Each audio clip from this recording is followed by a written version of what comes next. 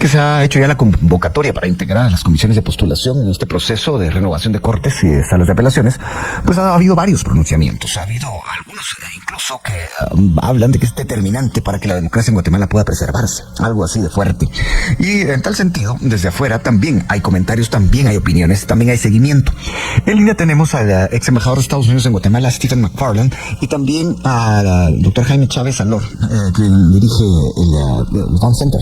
Entonces creo que con ellos vamos a tener una idea más o menos clara de qué es lo que se ve desde afuera, de lo que este proceso significa para el país. Así que, embajador McFarland, empiezo con usted. Gracias por atender esta llamada. Buenos días. Buenos días, Felipe, y es un placer estar aquí con el otro invitado del Van Center para participar en este programa. Yo le agradezco mucho que se haya tomado el tiempo, embajador. Y me gustaría empezar preguntándole, ¿usted también ve así de decisiva esta renovación de cortes? Como dijo el presidente Bernardo Arévalo, aquí nos estamos jugando otra vez la democracia. ¿Cómo lo ve?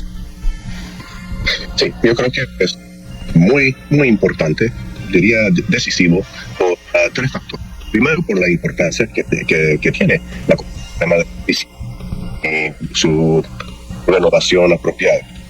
Segundo, porque este es parte de lo que se ve que es una lucha asimétrica de las fuerzas democráticas y las fuerzas del pacto corrupto. Y quien gane o pierda este proceso va a ser muy importante.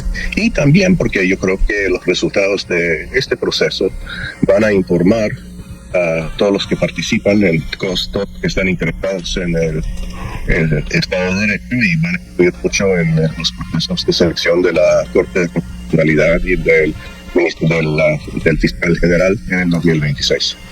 Gracias, embajador. Paso con el doctor Chávez Alor, a quien también le doy las gracias por estar acá. Buenos días. Muy buenos días, Felipe. Un gusto saludarte. Igualmente, doctor, quisiera preguntarle a usted, tomando en cuenta que hay varias voces especializadas en el tema que dicen que, según lo que se plantea hasta el momento, vamos a más de lo mismo, a repetir lo que hemos hecho antes. Esto, según su visión, según el seguimiento que usted ha hecho del país, ¿cómo podría evitarse? Adelante. Muchas gracias, Felipe. Y es que este proceso es fundamental para la democracia, para el Estado de Derecho en Guatemala. Es una nueva oportunidad para elegir unas cortes que puedan ser verdaderamente independientes.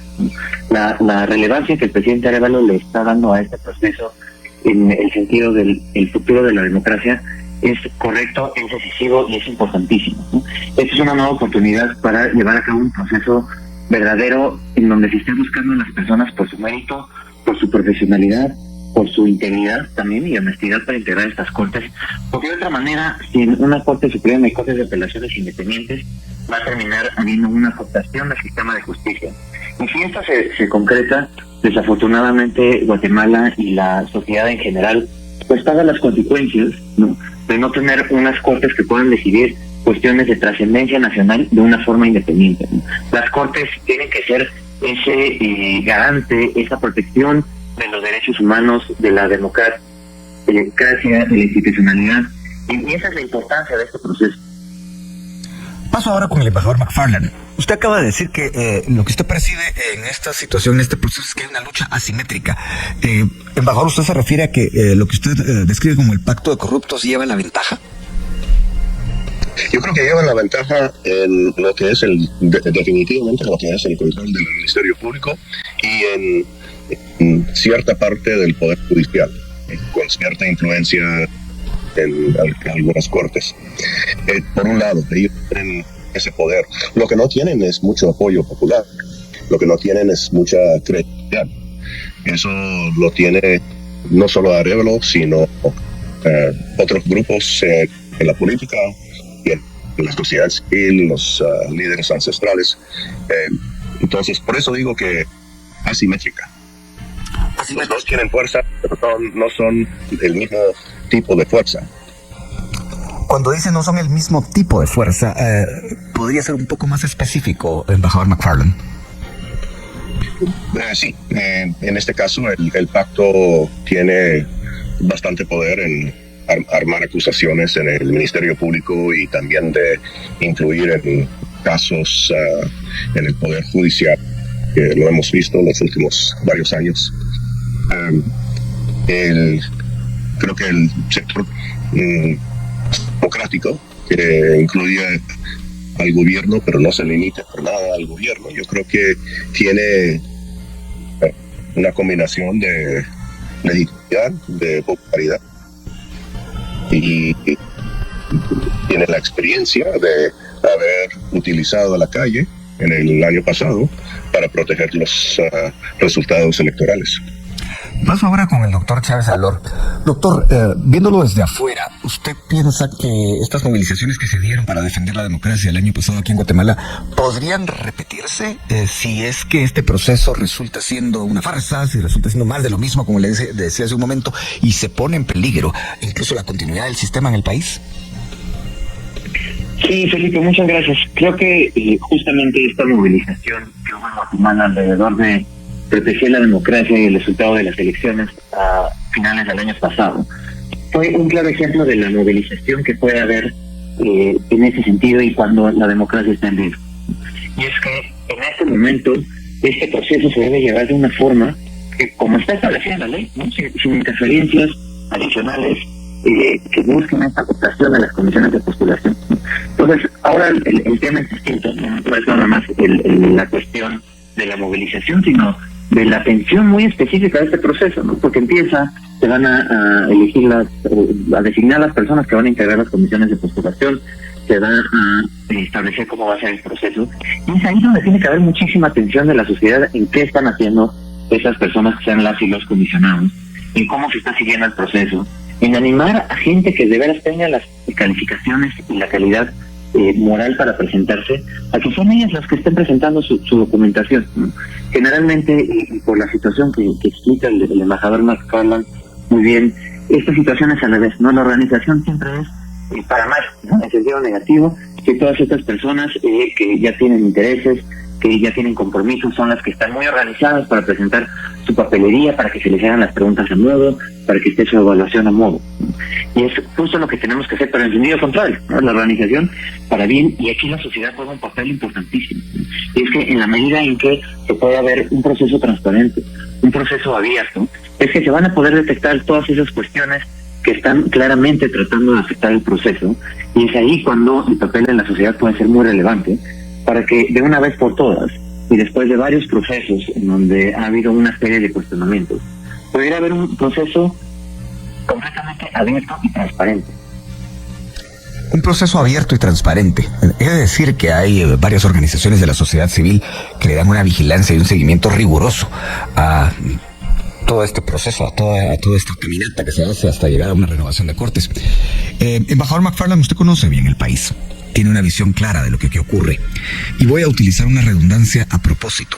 En Guatemala, usted sabe que muchos impresentables presentan, ahí la redundancia, su papelería, y hay muchas personas que no tienen ninguna vergüenza para votar por esos impresentables. ¿Qué se hace frente a una situación así? Se cortó la comunicación. Considero que la pregunta es válida también para el doctor Chávez Alor. La repito, muchos impresentables presentan papelería y de todas maneras gente así, sin cubrirse el rostro, sin ni siquiera tener vergüenza, votan. Y dicen, sí, puede ser. Contra eso, ¿qué se puede hacer? Sabes que muchas veces por qué la gente, las y los comisionados que hacen esto es porque están para eso. Por eso se aprovecha la gente, las y los comisionados, cuando saben que no va a pasar nada con lo que ellos están haciendo. Siempre nosotros decimos que una persona no se comporta igual cuando saben que le están viendo y cuando saben que no le están viendo. Y todo lo que se hace alrededor de las comisiones de postulación para encubrir la información, para que las cuestiones no sean públicas, van justamente encaminadas a eso. Tú decías, Felipe, que hay organizaciones que hacen seguimiento puntual a esas comisiones. Sí, hay organizaciones de sociedad civil que están ahí, y si las sesiones son en la madrugada, están ahí en la madrugada. Así es. Pero también son organizaciones que tienen muchos problemas para acceder a la información, que tienen muchos problemas porque las comisiones de postulación hacen ejercicios inconscientes para ver cómo le hacemos para que no se den cuenta de lo que estamos haciendo. En la medida que pueda haber un proceso abierto y transparente, esas cuestiones son mucho más difíciles de hacer, ¿no? Y yo también un poquito más allá. Estos no tienen nada más que ver con quiénes son las y los comisionados, sino también con quienes se están presentando a entregar su papelería. Tú decías, hay unas personas que son completamente impresentables. Pero entonces por eso hay que hacer esfuerzos bien conscientes para las personas que sí valgan la pena y puedan estar ahí. Y te doy un ejemplo. La Asociación Guatemalteca de Jueces por la Integridad le consultó al Consejo de la Carrera Judicial cómo le va a hacer para dar cumplimiento al artículo 76 de la Ley de la Carrera Judicial. Esto es, cómo le va a hacer para dar cumplimiento a que juezas y jueces de carrera puedan participar en estas comisiones de postulación, porque la ley dice que el Consejo tiene que enviar la papelería. Entonces es muy importante que el Consejo de la Carrera Judicial defina este proceso de manera clara. Entonces es no nada más ver qué está haciendo las comisiones de postulación, es también, vamos a exigir que el Consejo de la Carrera Judicial haga lo que le toca cumplimiento de ese artículo que está en su ley. Nadie le está pidiendo nada ilegal, al contrario, simplemente que cumpla con la legislación, ¿no?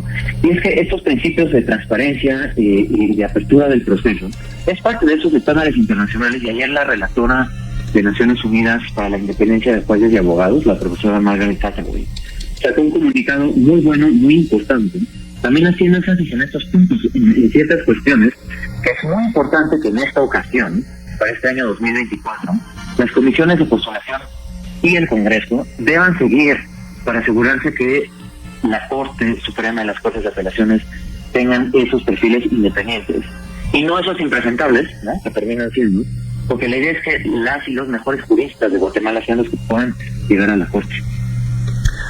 Doctor Chenzaló, me dicen que ya está de vuelta por la vía telefónica el embajador McFarland. Embajador, no sé si escuchó la pregunta, pero grandes rasgos era esta. Y antes de la pausa me gustaría escuchar su respuesta. Impresentables, públicos impresentables. O sea, todo el mundo sabe que no. Presentan su papelería y reciben votos y muchas veces llegan a los puestos. ¿Qué se hace contra esto? Muy bien. Adelante, le escuchamos, embajador. Sí. Mire, yo sé que es muy importante seguir las reglas y la ley, pero me parece que ahí lo que puede haber una respuesta es difundir la información que se tenga, y que sea información de buena fe sobre estas personas y por qué serían, como tú dices, impresentables, y compartir eso con la población. Y también volver al punto anterior, utilizar las protestas, etcétera, que fueron los que protegieron el voto del año pasado. Si no, yo creo que van a terminar con más de lo mismo, y si pasa en la Corte Suprema de Justicia, corre el riesgo de que pase con creces con la CC y el Ministerio Público. Bien, hasta acá el video de hoy. Recuerden que ustedes tienen la última opinión que pueden dejar acá abajo en la cajita de comentarios. Dicho esto, nos vemos hasta el siguiente video. Adiós.